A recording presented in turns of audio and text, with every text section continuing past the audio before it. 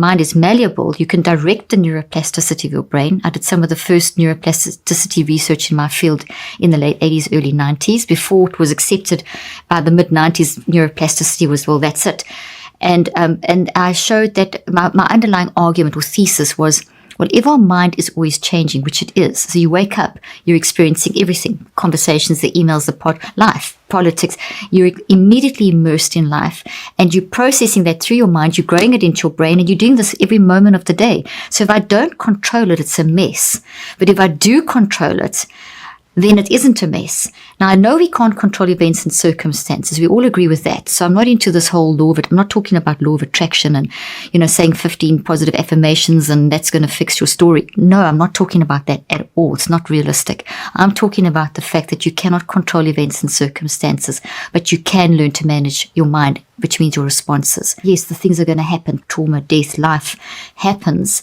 But how you manage it, and your case is a classic example. Your life was thrown upside down and your family's life was thrown upside down and you managed your mind and got yourself back going. So you were doing this concept anyway. Greatness, that's why I said greatness comes from us managing our mind. And greatness doesn't necessarily mean that you've got millions in the bank and you're this famous superstar. It means that do you have mental peace? Are you actually growing? Are you satisfied as a person?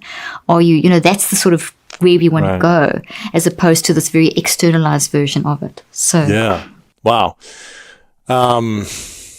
this is it's really powerful.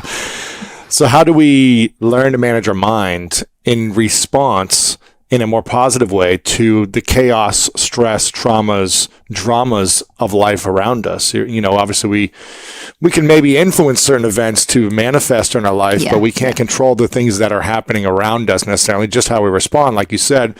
So how do we learn to reframe our mind or rewire our mind, and so that we can have inner peace when there is trauma or pain around us? Brilliant question. It's a skill that we learn. So that's really nice to know. The sooner, it is never too late to start, but the sooner we start, the better. So I have 4 adult children. They learned this, they grew up with this stuff.